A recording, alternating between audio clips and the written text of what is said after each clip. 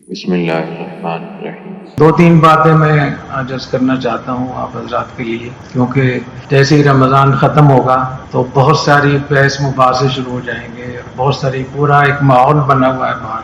تو ایک تو میری ایک نصیحت ہے خاص طور پہ نوجوانوں کو، جو بھی کچھ دنیا میں ابھی ہو رہا ہے، ہر آدمی کے پاس ایک نعرہ ہے، ایک پیکیج ہے، ایک اس کے پاس ایک پروجیکٹ ہے ٹھیک کرنے کے لیے، تبدیلی لانے کے لیے۔ تو اس کو سب کو آپ سیرت سے ضرور پڑھیں۔ میرا مشورہ یہ ہے کہ سیرت کو باقاعدہ پڑھیں۔ سیرت میں نبی کریم صلی اللہ علیہ وسلم کی سیرت طیبہ میں اللہ نے آپ کو اور خلفائے راشدین کو ان تمام مراحل سے گزار دیا ہے جو قیامت تک مسلمانوں کو پیش آنے والا۔ جس مشکل سے ابھی ہم گزر رہے ہیں، یہ مشکل بھی اللہ تعالیٰ نے اس مشکل سے بھی حضور اکرم صلی اللہ علیہ وسلم کو گزارا ہے۔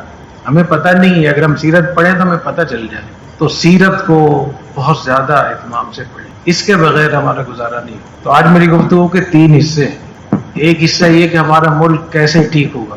تو جتنا ہم نے قرآن حدیث سے سیرت سے جو کچھ پڑھا ہے، وہ یہ پڑھا ہے کہ جو نسخہ ہوتا ہے وہ حالات کے مطابق ہوتا ہے، وہ مرض کے مطابق ہوتا ہے۔ بہت سے لوگ یہ سمجھتے ہیں کہ ہر چیز ہر وقت چلتی ہے، ایسا نہیں۔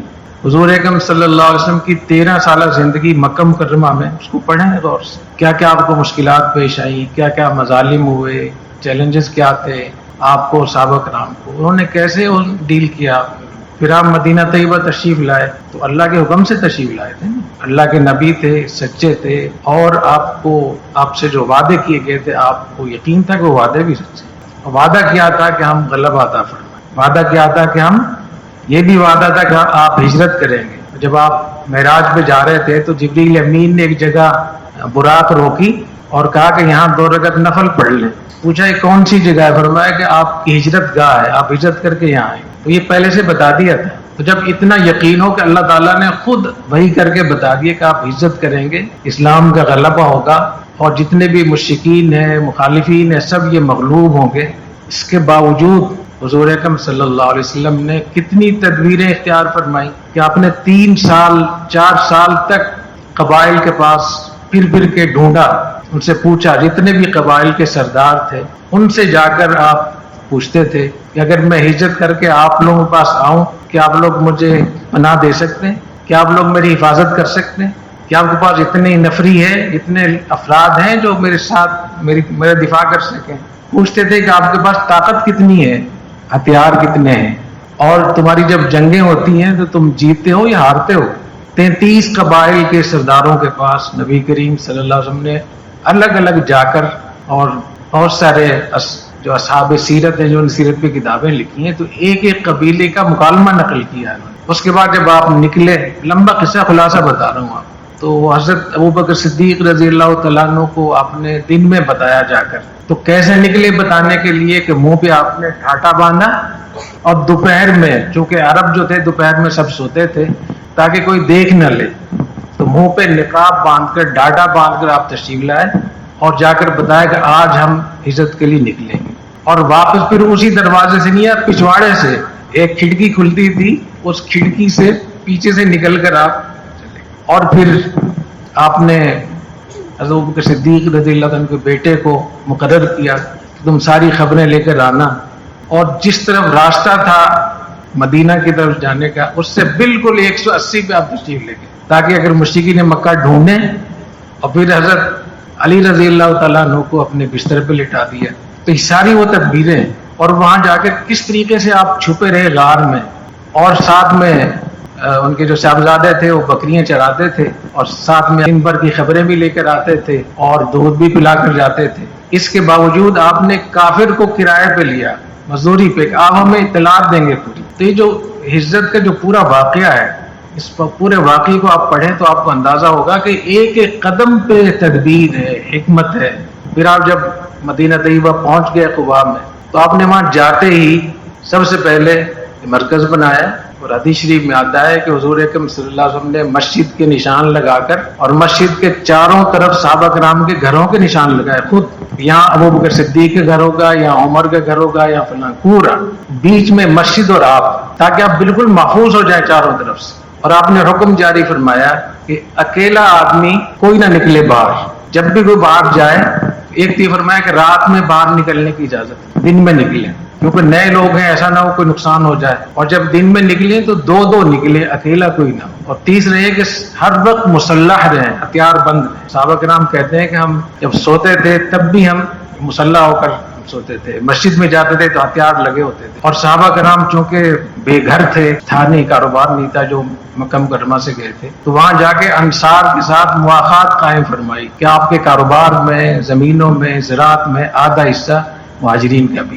پھر وہاں اندیشہ تھا کہ یہودی چونکہ وہاں کی معیشت پہ، وہاں کی تجارت پہ، وہاں کی صنعت پہ اور دفاعی نظام پہ یہودی قابض تھے، جتنے بھی بڑی بڑی جگہ تھی ان کے پاس تھی، جو اونچی جگہ تھی ان کے پاس تھی، اور ہتھیار بھی وہ بناتے تھے۔ تو 3 قبیلے تھے، بنو قریظہ، بنو نذیر، بنو قینقاع، تو تینوں قبیلوں سے نبی کریم صلی اللہ علیہ وسلم نے معاہدہ کیا، میثاق مدینہ جو بہت مشہور ہے۔ وہ معاہدہ کیا تھا کہ اگر تم پر حملہ ہوا تو ہم دفاع کریں گے، ہم پہ حملہ ہوا تو آپ دفاع کریں۔ پھر وہاں کے جو معیشت تھی، تجارت، وہ یہودیوں کے پاس تھی ساری، تو آپ نے اپنا بازار قائم فرمایا تاکہ مسلمان خود کفیل ہو جائیں۔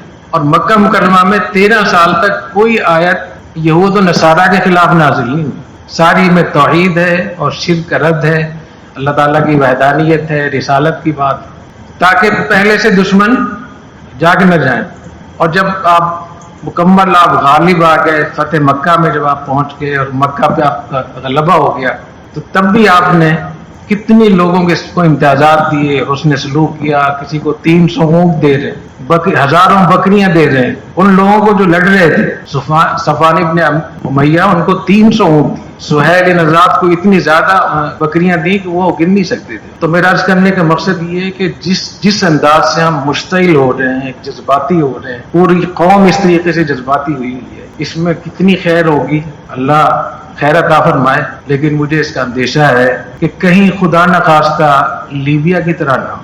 لیبیا میں بھی نوجوانوں نے بہت زبردست قسم کے ایک تحریک اٹھائی، اس کا نتیجہ کیا نکلا؟ عراق میں بھی یہی ہوا، شام میں بھی یہی ہوا، افغانستان میں بھی یہی ہوا۔ آپ ناراض نہیں ہونا، لیکن میں چونکہ واقف ہوں، افغانستان میں جو 11 ستمبر کے حملے تھے، وہ 11 ستمبر کے حملوں کے بعد پورا عالم اسلام بے سہارا ہو گیا۔ کیا کچھ ہوا وہاں؟ وہ بھی اسی پر کہ ہم دشمن کو ماریں گے، ہم کوشش کریں گے۔ تو تدبیر، حکمت، یہ ہمارے سیرت کی بہت بڑا باب ہے۔ تو ایسا نہ ہو کہ ہمارا ملک جو اللہ تعالیٰ نے ہمیں اتنا بڑا ملک عطا فرمایا ہے، یہاں اتنا دین ہے ماشاءاللہ اور اتنی سب چیزیں ہیں، اگر ہم بے تدبیری کریں گے اور جذباتیت سے کام لیں گے اور ہم نتائج کو نہیں دیکھیں گے تو بہت نقصان ہو سکتا ہے۔ حضرت عمرو بن العاص رضی اللہ تعالیٰ عنہ اسلام کے ان کمانڈروں میں سے ہیں کہ جن کے بارے میں کہا جاتا ہے کہ جن کی عقل اور بصیرت اور حکمت اور جرت اور بہادری سب کو جمع کیا جائے تو حضرت عمرو بن العاص یہ حضرت خالد بن ولید سے بھی اوپر ہیں، اتنے بڑے ہوتے ہیں، اور بہت علاقے فتح کیے انہوں نے، روم کو، انگریزوں کو بہت مارا تھا انہوں نے، شام کے سارے علاقے انہوں نے فتح کیے۔ تو حضرت مستورد قرشی رضی اللہ تعالیٰ عنہ انہوں نے کہا تقوم الساعۃ والروم اکثر الناس، کہ قیامت قائم ہوگی اور یہ روم کے لوگ، یہ انگریز لوگ زیادہ ہوں گے اس وقت۔ تو حضرت عمرو بن العاص رضی اللہ تعالیٰ عنہ نے کہا ابصر ما تقول، کیا کہہ رہے ہو تم؟ ہم ان سے لڑ رہے ہیں، ان کو فنا کرنے کی اس میں ہے، اور تم پیشگوئیاں کر رہے ہو قیامت تک یہ قوم باقی رہے گی۔ تو انہوں نے فرمایا کہ سمعت رسول اللہ صلی اللہ علیہ وسلم یقول تقوم الساعۃ والروم اکثر الناس، کہ میں نے حضور اکرم صلی اللہ علیہ وسلم سے سنا ہے، خود میں نے سنا، آپ نے ارشاد فرمایا قیامت جب قائم ہوگی تو رومی سب سے زیادہ ہوں گے تعداد میں، تو اس کا مطلب ہے کہ یہ قیامت تک رہیں گے۔ تو حضرت عمرو رضی اللہ تعالیٰ عنہ کہنے لگے کہ اگر ایسا ہی ہے، تم نے حدیث سنی ہے، تو پھر اس کے کچھ اسباب ہیں۔ فرمایا کہ ان میں 4 خصلتیں ایسی ہیں۔ وہ کیا خصلتیں ہیں؟ 4 ان میں ایسے امتیازات ہیں، 4 ان میں ایسی خوبیاں ہیں جن کی وجہ سے یہ باقی رہیں گے۔ انہم احلم الناس عند فتنہ، جب کوئی بڑا بحران آتا ہے تو یہ بہت حوصلے میں رہتے ہیں، افراتفری نہیں مچاتے، جذبات میں نہیں آتے، جذبات میں کام خراب نہیں کرتے۔ وَأَسْرَعُهُمْ إِفَاقَةً بَعْدَ مُصِیبَةٍ، اگر بہت بڑی کوئی آفت آ جائے تو بہت جلدی اپنے آپ کو منظم کر لیتے ہیں۔ وَأَوْشَكُهُمْ كَرَّةً بَعْدَ فَرَّةٍ، اگر ان کو جنگ میں شکست ہو جائے تو اپنے آپ کو دوبارہ سے کھڑا کر لیتے ہیں، بہت جلدی کھڑا کرتے ہیں۔ وَخَيْرُهُمْ لِمِسْكِينٍ وَيَتِيمٍ وَضَعِيفٍ، اور یہ مسکینوں کے لیے، یتیموں کے لیے، کمزوروں کے لیے بہت اچھے ہیں، ان کی بڑی خدمت کرتے ہیں. اور فرمایا کہ وَخَامِسَةٌ حَسَنَةٌ، یہ تو 4 یہ ہوگی، اور 5ویں ان کی صفت وہ بہت ہی اچھی ہے، وَأَمْنَعُهُم مِّن ظُلْمِ الْمُلُوكِ، جب بادشاہ ان پہ ظلم کرتے ہیں تو برداشت نہیں کرتے، اس کو روکتے ہیں بادشاہ کو ظلم کرنے سے. تو اس سے ثابت ہوا کہ جو 4-5 صفات ہیں، ہمیں اس پوری صورتحال میں جس سے ہمارا ملک گزر رہا ہے، ہمیں اس کا خیال رکھنا چاہیے. ہمیں حوصلے سے، سمجھ سے، بصیرت سے کام لینا چاہیے. اور یہ کیسے ٹھیک ہوگا، میں چونکہ بہت آگے نہیں جا رہا، میں نے ایک لائن کھینچی ہوئی ہے تاکہ آپ کے جذبات مجروح نہ ہوں، کیونکہ ضروری نہیں کہ فتنہ باہر ہو، انجام بھی ہو سکتا ہے. کیونکہ جب کوئی قوم اتنی زیادہ آپے سے باہر ہو جائے، اس کو سنبھالنا بہت مشکل. یہ ملک جتنی مجھے معلومات ہیں قرآن حدیث سے، سیرت سے، تاریخ سے، جو حالات مجھے یہاں کے معلوم ہیں، ایک تو یہ کہ اگر ہم یہ چاہتے ہیں کہ یہ خود مختار ملک ہو اور یہ آزاد ہو اور ہم اپنے فیصلے خود کریں صحیح طریقے جیسے ہم لوگ دعویٰ کر رہے ہیں، اس کے لیے ضروری ہے کہ ایک قومی صدا کی اجتماعیت پیدا کرے، اتفاق و اتحاد کی کوشش کرے. ہر آدمی کا منہ دوسری طرف ہے، ہر آدمی دوسرے سے لڑ رہا ہے، ہر آدمی دوسرے کو برا بھلا کہہ رہا ہے، کہیں کوئی ایشو اٹھا لیتا ہے. تو اتنے افتراق و انتشار میں اتنے بڑے بحرانوں سے نمٹنا بہت مشکل. یہ بات سمجھ رہے ہیں نا؟ تو اگر کوئی یہاں پاکستان میں تبدیلی لانا چاہتا ہے تو یہاں جتنے بھی اسٹیک ہولڈر ہیں ان کو قریب کرنے کی کوشش کریں. JTR Media House.